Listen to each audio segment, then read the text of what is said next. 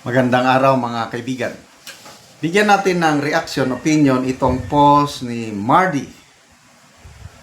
Title, Bisayang Dako. Pero baser ni BP Sara ngayon nag-public apology na. Beauty queen ito ha. From backlash to accountability. Miss Universe Philippines Tandag City candidate Danelle Ann Catalan issues public apology after her critical remarks against Vice President Sara Duterte sparked heated online debate. So ito, sinare dito yung mga post, ano? Unahin natin itong beauty queen. Bisayang Dako, taga-Tandag. You literally failed as a DepEd secretary and a vice president. Diyos ko, wag dakan gabai. Binaman tong waka gabai yung hindi ka, ano bang gaba. Curse. You will be cursed. Pagsabihan mo ang vice president, waka gabay, you will be cursed. Magagalit ang mga DDS niyan, day. Ito ba? Sabi niya, just to remind some of you, millions gone in days, sinungaling na, incompetent na, kurap pa. Grabe. Sige, day. Kasi nag-react itong ex-beauty queen na ito nung nag-announce si BP Sara to run for president sa 2020. So, marami pa siyang mga posts, react ang mga DDS. Binatikos siya ngayon, nireport siya sa Meta. Dahil mass report, sinuspend, dineactivate na Meta ang kanyang account sa Facebook. Katulad din nung si Vice Ganda, 'di ba? Ininsulto niya o ginawang joke si Tatay Digong, yung jet ski to West Philippine Sea. Nag-react ang mga DDS. Binoykot ang McDonald's. Halos wala nang pumapasok sa McDonald's, lalo na sa Davao, sa basta Mindanao. Even other parts of it. Anong ginawa ng McDonald's? Di ba tinanggal nila si Vice Ganda na endorser ng McDonald's, ipinalit si Heart Evangelista. Yan ang power ng Yan ang power ng nagkakaisang DDS. Ang sarap ba? Ang sarap yung nagkakaisa tayong mga DDS pagdepensa sa ating minamahal na BP Sara. Ito. Yung post na naman itong beauty queen, sabi nyo, my main account was suspended as DDS supporters did a mass report. But that doesn't stop me from using my voice. Palaban Sige. Sabi niya, to my fellow Filipinos, let's remember how corrupt Sara was. Will you really let her lead the country? No to Sara this 2028. Wow! Ano ba ito? Please, let's not repeat lessons that we should have already learned from. Unheard queen daw, according to Teo Moreno. Siya yung unheard queen. Kasi first time ko lang din narinig itong pangalan niya. Call me all you want. Teo, bust me all you want, DDS supporters.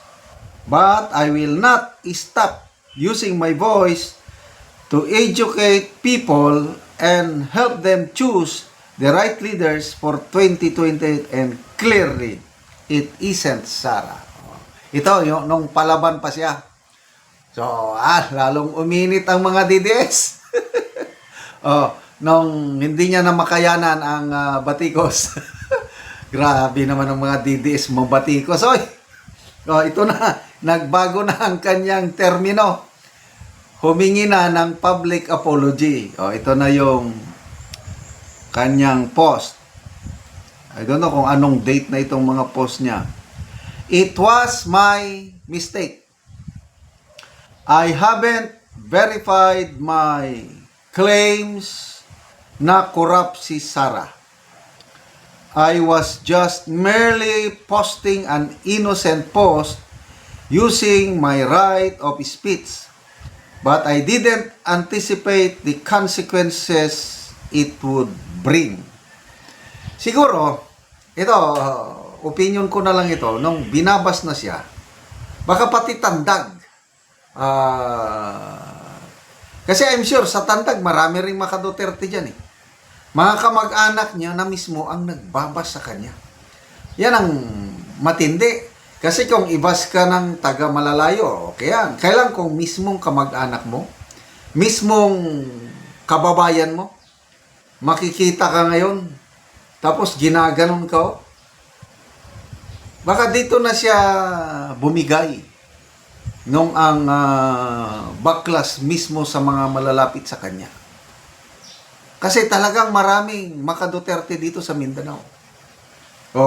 So anong sabi niya? I'm currently verifying all the information and still learning all of them. And while doing so, I realize that I'm wrong all along. Ibig sabihin, ano siya, naniwala lang siya sa sabi-sabi na corrupt si Sarah. Nung pinag-aralan niya na ang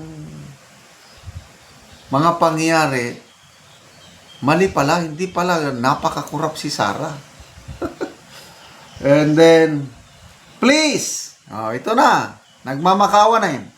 Please stop bashing me and accept my apology for the impulsive post about BP Sara. I am no longer against her. I am only hoping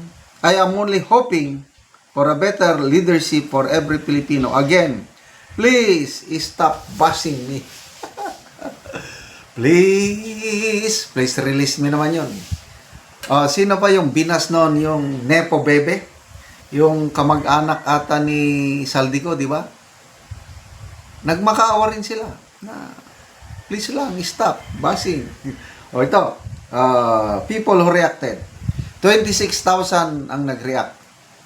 22,000 ang tumatawa. 3,300 ang nag-like. So, sige, mag-bash pa kayo. Matitikman nyo ang hagupit ng mga DDS. Salamat mga kaibigan sa inyong pagsubaybay sa ating channel.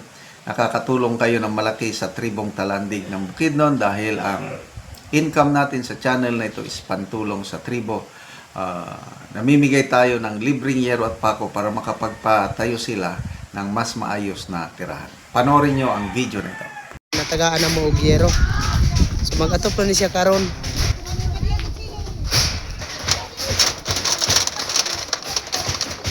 So mao na ni ang iyang atupan karon ni Kuya sa natagaan na mo og yero. Patindog siya og balay.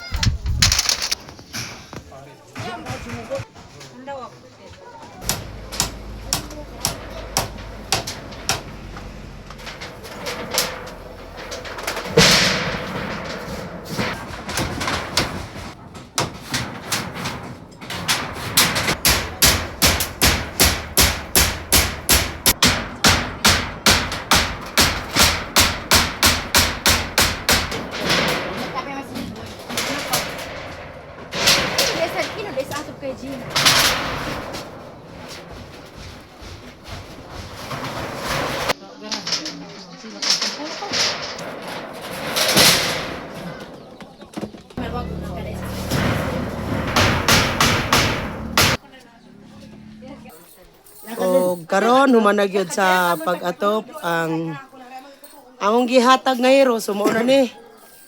Kuan na gyud kanang nakaatop na gyud ang mga tao nga gitabangan sa yero. So dili na gid sila ulanan ani. At sa Ginoo ug sa nagtabang sa sin nga dili na may maulanan kay nailisda na among sin nga buslot sa bag-o. So dako kayo mong pagpasalamat sa labang makagagahom Mm. ug sa naghatag sa sin. Dili pa gid mi kapalit sa sin tungod kay wala mi kwarta nga ikapalit ug walay nagtabang sa sin dili pa gid mi makaatop. Oh, so salamat kayo ya. Salamat kayo.